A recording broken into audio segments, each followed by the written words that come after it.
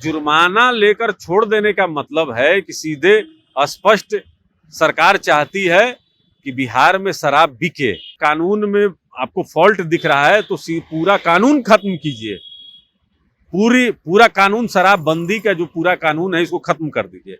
Bihar smuggling का गढ़ बन जाएगा और कई मादक पदार्थ जो बिहार में बिक रहे हैं सबको बढ़ावा मिलेगा। तो माननीय मुख्यमंत्री जी की स्थिति इससे स्पष्ट झलकती है कि उनका दिमाग जो है हैंग कर गया है। जो वंचित है, दलित है, वो तो जो इनकी जहरीली भट्टी है उसका शराब पीता है और वो सीधे मर जाता है। जो बेरोजगारी का अभी एक दंश झेल रहे हैं उनको सीधे बढ़ावा मिल जाएगा कि आप शराब में ही अपने रोजगार के अवसर को तलाशिए।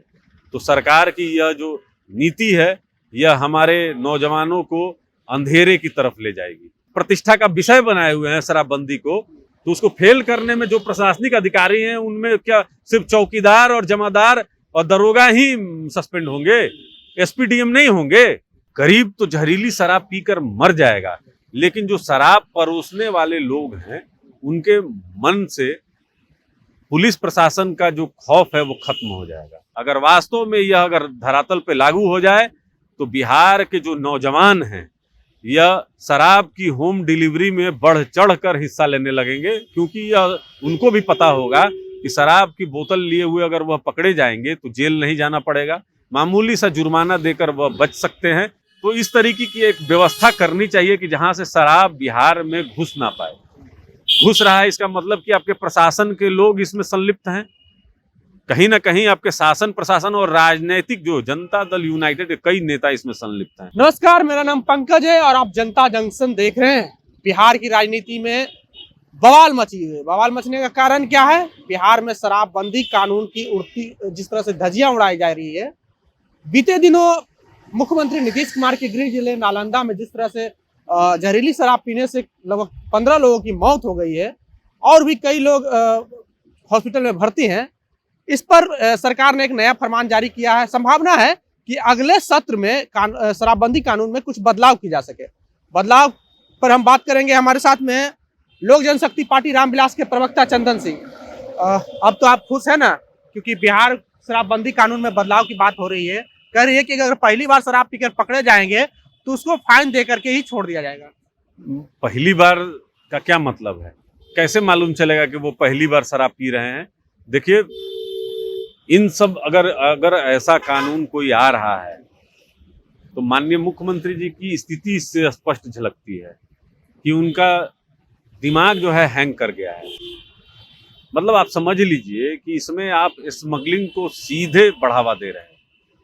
गरीब तो जहरीली शराब पीकर मर जाएगा, लेकिन जो शराब परोसने वाले लोग हैं उनके मन से पुलिस प्रशासन का जो खौफ है वो खत्म हो जाएगा। वो होगा कि भाई हम तो पैसा देकर छूट जाएंगे और सीधे स्मगलिंग का बढ़ावा मिलेगा। हम लोग इसका विरोध करते हैं। इससे फायदा भी तो है, गरीब लोग जेल नहीं जाएगा। आप लोग बहुत हल्ला कर रहे थे कि इससे ज्यादा प्रभावित गरीब लोग हैं। अरे गरीब तो भट्टी का शराब पीता है। जो वंचित है, दलित है, वो तो जो इनकी जहरीली भट्टी है उसका शराब पीता है और वो सीधे मर जाता है। तो इसमें तो सरकार सीधे दलितों को मारने का षड्यंत्र रच रही है। यानी जुर्माना लेकर छोड़ देने का मतलब है कि सीधे स्पष्ट सरकार चाहती है कि बिहार में शराब बिके और यह स्मगलिंग से बिके। देखिए, 1500 करोड़ रुपया का जो राजस्व आता था शराब से बिहार सरकार को, उसके पैरेलल में एक यहाँ पर एक सिंडिकेट लोग चला रहे थे। वो सत्ता पक्ष के लोग थे। कहीं ना कहीं उन्हीं के दबाव में बिहार के माननीय मुख्यमंत्री आदरणीय नीतीश कुमार जी झुक गए हैं। इस तरह का कानून यह स्पष्ट करता है कि बिहार के 13 करोड़ आवाम के बारे में बिहार के माननीय मुख्यमंत्री जी का कोई विचार नहीं है। यह यहाँ पर 19 लाख रोजगार से ध्यान हटाने के लिए इन सब विषयों को जानबूझकर उछाला जा रहा है। वैसे यह जो नियम है अगर वास्तव में यह अगर धरातल पे लागू हो जाए तो बिहार के जो नौजवान हैं यह शराब की होम डिलीवरी में बढ़ चढ़ कर हिस्सा लेने लगेंगे, क्योंकि यह उनको भी पता होगा कि शराब की बोतल लिए हुए अगर वह पकड़े जाएंगे तो जेल नहीं जाना पड़ेगा, मामूली सा जुर्माना देकर वह बच सकते हैं। इसलिए समाज को गर्त में माननीय मुख्यमंत्री जी पहुंचाने का काम करेंगे। तो मुख्यमंत्री जी तो कहे हैं कि शराब पीना कोई अच्छी बात है, और शराब पीना तो बिल्कुल भी अच्छी बात नहीं है। मुख्यमंत्री कहे हैं कि शराब पी करके अगर जो कोई मरता है, कोई परिवार के लोग की मृत्यु होती है, तो उस परिवार में जाना भी नहीं चाहिए। तब कैसे जुर्माना लेकर छोड़ने की बात हो रही है? माननीय मुख्यमंत्री जी को अपनी शराब नीति पर अगर इतना ही भरोसा है, हम लोग तो यही ना बार बार कह रहे हैं कि माननीय मुख्यमंत्री जी को इसमें सर्वदलीय बैठक बुलाने की जरूरत थी और हर एक दल से एक राय लेते, क्योंकि इसमें बहुत सारे लीकेज हैं, इनके पॉइंट है कि कोई गरीब के घर में अगर शराब की बोतल मिल जाती है तो उसके पूरे परिवार को बाहर निकाल कर और आप घर को सील कर देते हैं। अब आप नया नियम लगा रहे हैं कि शराब पीकर अगर आप घर में हो, बाहर हो, प्रशासन के लोग अगर पकड़ेंगे तो मामूली सा जुर्माना देकर छूट जाएंगे। तो आप समझिए कि हमारे जो नौजवान हैं, जो बेरोजगारी का अभी एक दंश झेल रहे हैं, उनको सीधे एक बढ़ावा मिल जाएगा कि आप शराब में ही अपने रोजगार के अवसर को तलाशिए। तो सरकार की यह जो नीति है, यह हमारे नौजवानों को अंधेरे की तरफ ले जाएगी।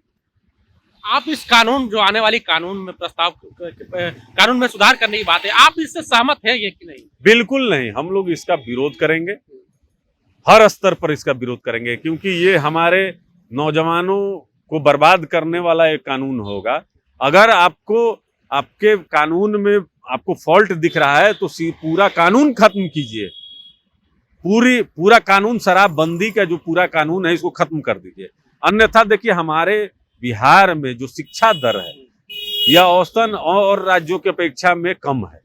यहाँ के लोगों को यह नहीं पता है कि शराब जो है गलत चीज है, इसका सेवन नहीं करना चाहिए। लेकिन सरकार जब इस पे से जेल जाने का डर जो है वो खत्म कर देगी तो फिर तो ये धड़ल्ले से बिकेगा और लोग पिएंगे। आप इतनी बड़ी 13 करोड़ आबादी है, इसमें आप कहाँ कहाँ पुलिस बैठाइएगा, यह संभव नहीं है। तो इससे अच्छा है कि आप पूरा कानून ही खत्म कर दीजिए, क्योंकि इससे तो और बढ़ावा मिलेगा और लोग और ज़्यादा पिएंगे, और हमारे जो छोटे छोटे बच्चे और नौजवान हैं ये कहीं ना कहीं इसके होम डिलीवरी में लग जाएंगे। बिहार स्मगलिंग का गढ़ बन जाएगा और कई मादक पदार्थ जो बिहार में बिक रहे हैं सबको बढ़ावा मिलेगा। इसलिए सरकार को इस पर सख्त से सख्त एक्शन लेने की जरूरत है और सर्वदलीय बैठक में एक ठोस निर्णय लेने की जरूरत है, क्योंकि अभी का जो शराबबंदी का जो कानून है यह पूरी तरीके से फेल है। इनके गठबंधन के सहयोगी भारतीय जनता पार्टी के प्रदेश अध्यक्ष आदरणीय जायसवाल जी ने कहा, हम पार्टी के राष्ट्रीय अध्यक्ष आदरणीय जीतन राम मांझी जी ने कहा, हम लोग भी बराबर कहते हैं कि माननीय मुख्यमंत्री जी की शराब नीति जो है यह अपने आप में अधूरा है, यह पूर्णतः सफल नहीं हो सकती है।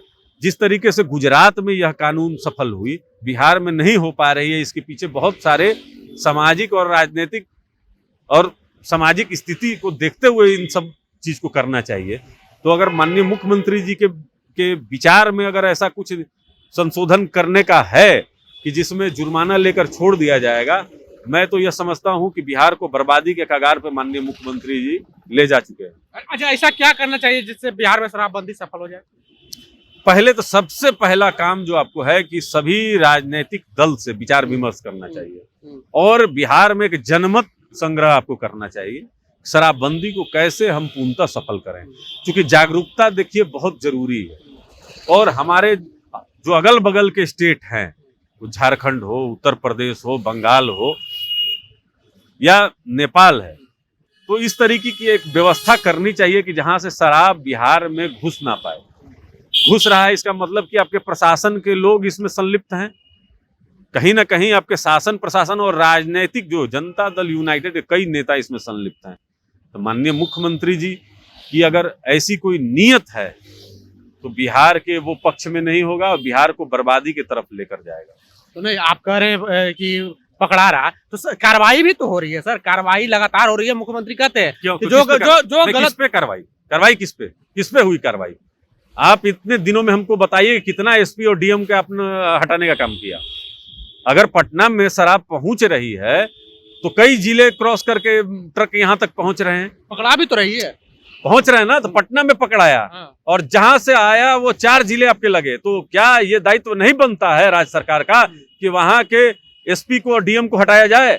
जब वह अपने ड्यूटी करने में असफल साबित हो रहे हैं। बिहार में माननीय मुख्यमंत्री जी का जो एक ड्रीम प्रोजेक्ट है, प्रतिष्ठा का विषय बनाए हुए हैं शराबबंदी को, तो उसको फेल करने में जो प्रशासनिक अधिकारी हैं उनमें क्या सिर्फ चौकीदार और जमादार और दरोगा ही सस्पेंड होंगे, एसपीडीएम नहीं होंगे?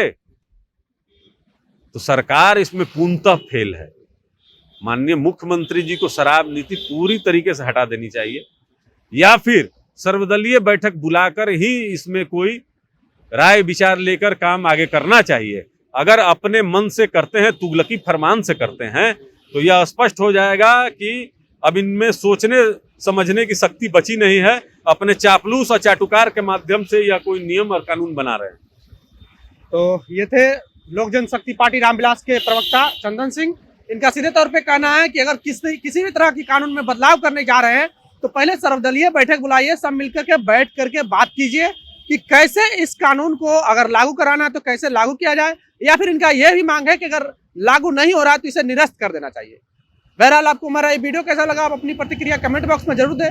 अगर आप यूट्यूब चैनल पर देख रहे हैं तो चैनल को सब्सक्राइब कर लें, फेसबुक पेज पर देख रहे हैं तो पेज को लाइक कर लें। मिलते हैं अगले वीडियो में। धन्यवाद।